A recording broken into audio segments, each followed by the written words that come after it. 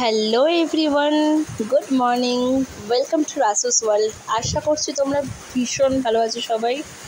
তো আজকে সকালবেলা ঘুম থেকে উঠেই দেখছি ওয়েদারটা ভীষণ মেঘলা, আর এই যে আমার মা এখন মাঠে যাচ্ছে গাঁদা ফুল আনতে।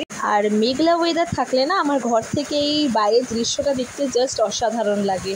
তো আমিও আজকে সকালবেলা 6টার মধ্যেই তাড়াতাড়ি ঘুম ভেঙে গেছে, কারণ আজকে এমনিও আমার লিভ নিয়েছিলাম অফিস থেকে। তো আজকে বেশিক্ষণ ঘুমও হয়নি, তাড়াতাড়ি উঠে পেরেছি। আর পেছনের পেন্টিংটা দেখছি এটা আমার হাতে করা। তো সকালবেলা উঠে আমি আগে দেখতে চলে গেছিলাম যে আমার পাশের টাইম ফুলের গাছ আর পুদিনা পাতার গাছগুলো কীরকম রয়েছে বৃষ্টিতে। সকাল থেকে যেহেতু বৃষ্টি হচ্ছে, তা দেখছি সত্যি কথা বলতে এই বৃষ্টির জল পেলে না বর্ষাকালে গাছগুলো দেখতেও ভীষণ সুন্দর লাগে। আর ডেইলি এটাতে এত ফুল ফোটে চিন্তার বাইরে। আর আজকে আমরা আমার এক দিদির বাড়িতে ঘুরতে যাব বলে আমার বর এখানে সমস্ত জামা প্যান্টগুলো আয়রন করতে বসছিল। লাস্টে আমার জামাটাও এখানে আয়রন করে দিচ্ছিল। আর আজকে সকালবেলা মা তাড়াতাড়ি করে ঠাকুরকে পুজো দিয়ে দিয়েছে। আর এই যে আমার ঠাকুরের সিংহাসন। আমিও সকালবেলা ব্রেকফাস্ট করে স্নান টান সেরে রেডি, ফ্রেশ আপ করে দিদির বাড়িতে যাওয়ার জন্য। তো আমি, আমার মা আর আমার হাজব্যান্ড তিনজনে মিলে বেরিয়ে পড়লাম। আর এই রোডটা দেখছো না, এটা আমরা টোটো করে যাচ্ছি।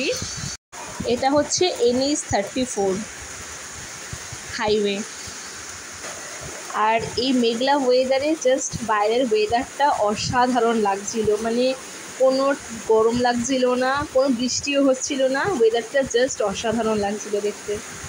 তো যাওয়ার পথে আমি এখানে একটা আবার জুতোর দোকানে এসে গেছিলাম, একটা জুতো কিনবো বলে। তো আমি না জুতো বন্ধি নিজের পছন্দ কিনি না, ছোটোবেলা থেকেই মা পছন্দ করে কিনে দিত। আর এবারে আমাকে হাজব্যান্ড একটা পছন্দ করে কিনে দিয়েছে। তো আমি এই জুতোটা নিয়েছিলাম। ব্ল্যাক কালারের জুতোটা আমার অতটাও ভালো লাগছিল না, তো সেই জন্য আমি পিঙ্ক কালারের জুতোটা নিয়েছিলাম। আর দিদির বাড়িতে ছাদে এসে গেছি। ছাদটা এত সুন্দর লাগছিলো, যেহেতু ওয়েদারটাও আজকে মেঘলা। আর এটা হচ্ছে একটা বেলের গাছ। আমি পুরো ছাদটা ঘুরে ঘুরে দেখছিলাম, খুব ভালো লাগছিলো। দিদির বাড়িতে বাইরেই সব বেশি গাছ, তো ছাদেও অল্প গাছ ছিল। একটা রজনীগন্ধার গাছ রয়েছে, আরও বিভিন্ন ধরনের টাইম ফুলের গাছ। তো ছাদের গাছগুলো বেশিরভাগই ওর নষ্ট হয়ে গেছিলো, তো ওর বাইরে অনেক গাছ। আর অ্যালোভেরাগুলো বেশ মোটা মোটা হয়েছিল।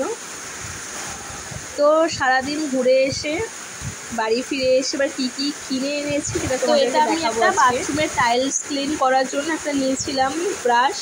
আর এটা একটা ঝুড়ি কিনে এনেছি।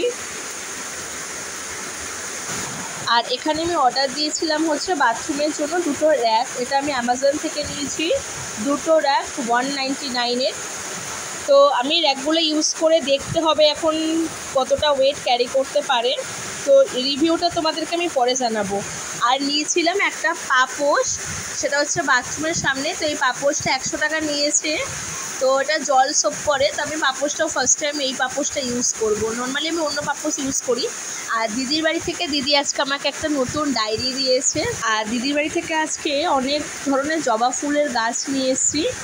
একটা পিঙ্ক কালারের জবা, পঞ্চজবা, ভায়োলেট কালারের জবা, সাদা জবা, লাল জবা, 5 রকমের জবা গাছ নিয়ে এসেছি আজকে। এগুলো সব বর্ষাকাল, তাড়াতাড়ি করে কালকে লাগিয়ে দেবো এগুলো।